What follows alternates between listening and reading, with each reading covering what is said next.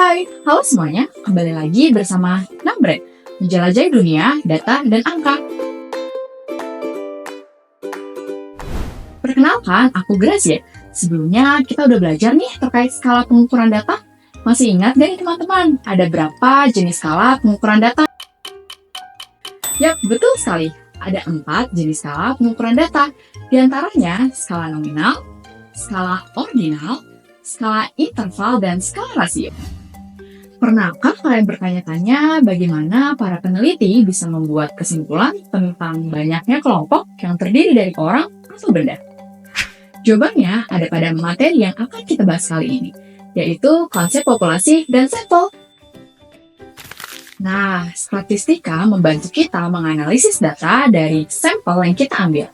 Misalnya, dengan teknik statistika ini, kita bisa memperkirakan rata-rata tinggi badan seluruh penduduk di Kota Bandung.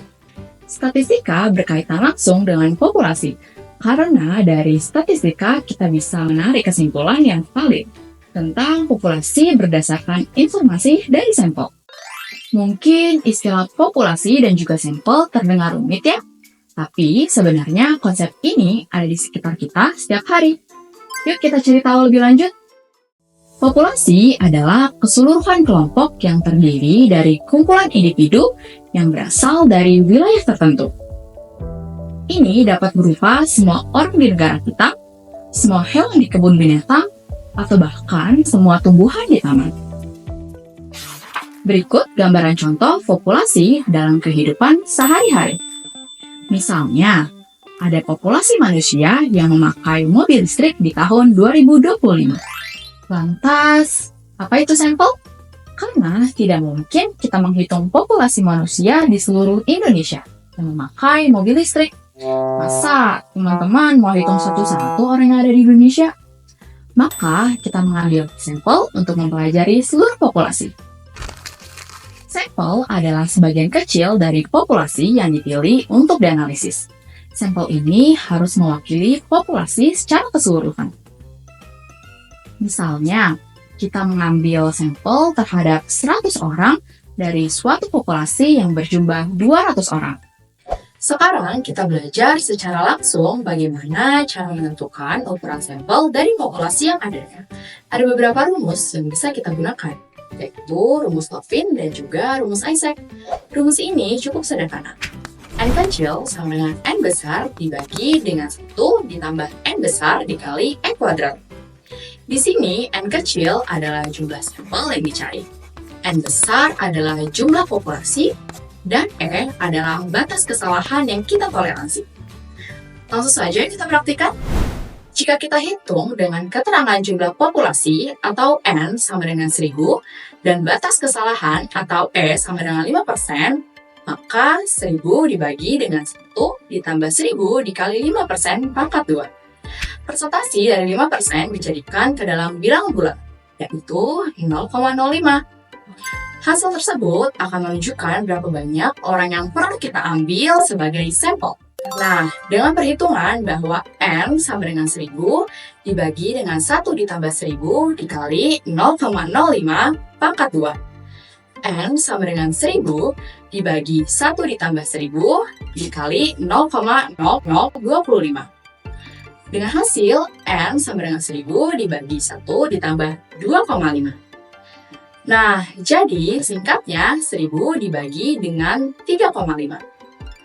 Sama dengan 285,71. Nah, dalam bilangan ini dapat dibulatkan menjadi 286. Itulah hasil dari sampel yang ditentukan. Nah, sebagai catatan, semakin besar populasi, maka error yang diberikan semakin kecil. Sedangkan, semakin kecil populasi, maka error yang diberikan semakin besar. Sekarang, mari kita beralih pada rumus Isaac dan Michael. Rumus ini memberikan ukuran sampel yang direkomendasikan untuk berbagai ukuran populasi dan juga tingkat kesalahannya.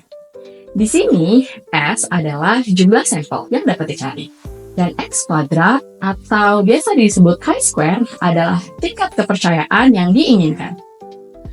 N adalah jumlah populasi. P adalah proporsi populasi, Dan juga D kuadrat adalah derajat ketetapan atau margin of error. Mari kita praktekkan.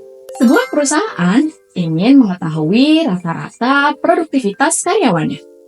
Jumlah total karyawan perusahaan tersebut adalah 550 orang. Peneliti ingin menggunakan tingkat kepercayaan 90% dengan alfa 0,1 dan margin of error 3%. Maka, berapa jumlah sampel minimum yang dibutuhkan peneliti? Di sini kita dapat ketahui bahwa N adalah 550, P adalah 0,5, dan D atau margin of error adalah 3%. Jika dijadikan bilangan bulat adalah 0,03, serta X kuadrat atau chi-square adalah 90% dengan alfa 0,1. Nah, jika dijadikan bilangan bulat menjadi 2,706. Nah, dengan rumus Isaac dan Michael dapat ditentukan X kuadrat dikali N dikali P dan dikali dengan 1 kurang P dan dibagi dengan D kuadrat dikali M dikurang 1 ditambah X kuadrat dikali P dan dikali dengan 1 kurang P. Nah, jika kita masukkan angkanya yaitu menjadi 2,706 dikali 550 dikali 0,5 dan dikali 1 dikurang 0,5. Nah, ini dibagi dengan 0,03 kuadrat dikali dengan 550 dikurang 1 dan ditambah dengan 2,706 dikali 0,5 dan dikali dengan 1 kurang 0,5. Nah, jika teman-teman hasilkan ini menjadi 744,150 dikali 0,5 dan dibagi dengan 0,0009,549 ditambah dengan 1,353 dikali 0,5. Jika kita hasilkan yaitu menjadi 372,075 dibagi dengan 0,4941 ditambah dengan 0,6765.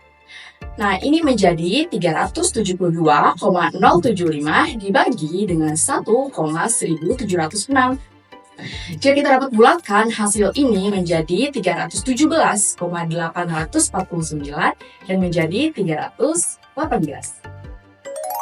Nah, teman-teman, sebagai catatan bahwa kepercayaan atau X kuadrat dapat ditentukan dengan 95%. Ini ditentukannya yaitu melalui alfa 0,05 dan menghasilkan 3,841. Atau kita bisa menggunakan 90% dengan alfa 0,1 dapat dihasilkan yaitu 2,706. Kira-kira dapat dimengerti bukan? Itulah cara menentukan ukuran sampling dengan rumus Levin dan juga rumus Isaac. Nah, teman-teman, jadi kita bisa simpulkan bahwa populasi merupakan keseluruhan kelompok dan sampel adalah sebagian kecil yang mewakili dari kelompok tersebut. Dengan memahami konsep ini serta perhitungan tersebut, kita bisa lebih kritis dalam menentukan ukuran sampel dari suatu populasi. Nah, di episode berikutnya kita akan membahas terkait teknik sampling. Jadi, teman-teman jangan sampai ketinggalan ya. Pastikan kalian tetap mengikuti statistik. Jika ada pertanyaan atau bahkan pendapat dari kalian, bisa tuliskan di kolom komentar. Sampai jumpa di episode selanjutnya.